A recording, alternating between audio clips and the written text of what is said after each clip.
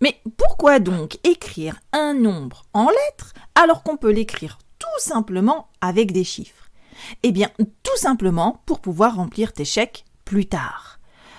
C'est vrai que c'est un mode de paiement qu'on utilise de moins en moins, mais on s'en sert encore. La preuve, c'est que moi, la vieille schnock, je m'en sers encore.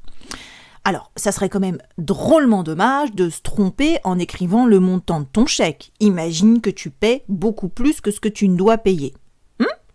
D'ailleurs, tu peux télécharger un document sur le site et t'amuser à remplir tes chèques en réglant la facture de ton magasin. Je te laisse regarder dans le texte, tu trouveras le lien pour le télécharger. Bon, on revient à notre sujet de base. Comment on fait du coup pour écrire un nombre en lettres sans se tromper? Alors, tu auras besoin de petites choses. La première, ça sera de savoir écrire certains nombres. Pas la peine de les apprendre par cœur. À force de t'entraîner à le faire, tu vas les mémoriser. Et juste en dessous de cette vidéo, je t'ai fait 4 petits encarts avec l'écriture de ces nombres. Des unités, des nombres de 10 à 19, les dizaines et les grands nombres. C'est largement suffisant.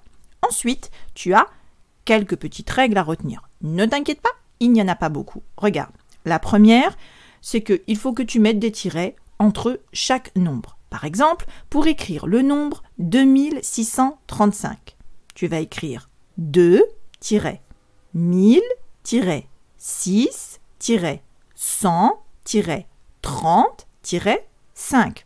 Bon, pas très compliqué. Avant, nous, à notre époque, on n'avait pas le droit de mettre des tirets n'importe où. Maintenant, on les met partout. C'est beaucoup plus simple.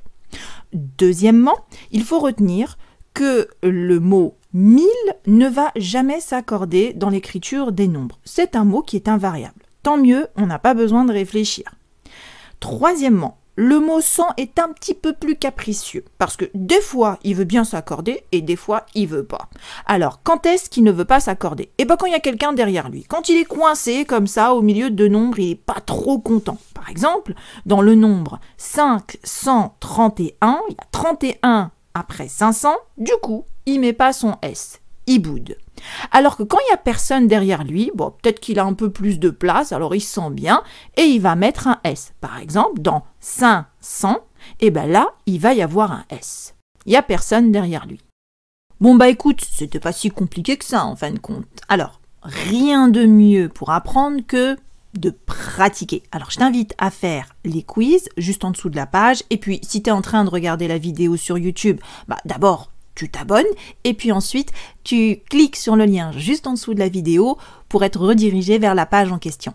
Ciao, ciao!